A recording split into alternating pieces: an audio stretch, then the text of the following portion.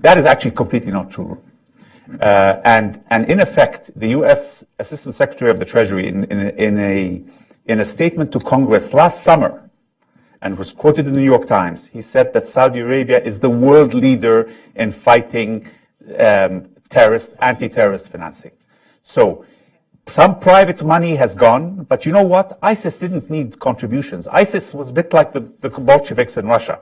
They plundered the areas that they controlled. They took advantage of oil. They did smuggling. They sold protection, and they got some private contributions. But after 9/11, the Gulf governments and Saudi Arabia put in place such a stringent mechanism to control that the Americans have said, in effect, it's the best in the world.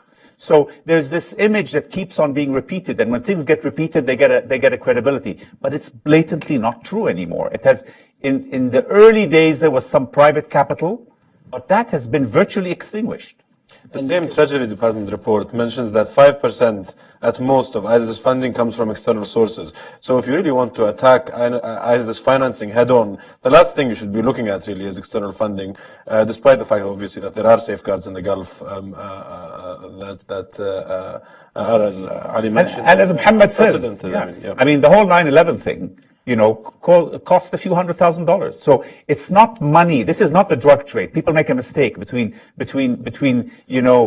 organized crime where money laundering drives it. These people, they don't need these huge flows of money. You see, you can buy a few Rolex watches in Pakistan and put them in your suitcase and come and sell them in Miami, and you have $100,000 in your bag. So it is not money laundering that is driving this phenomena, unlike the drug trade.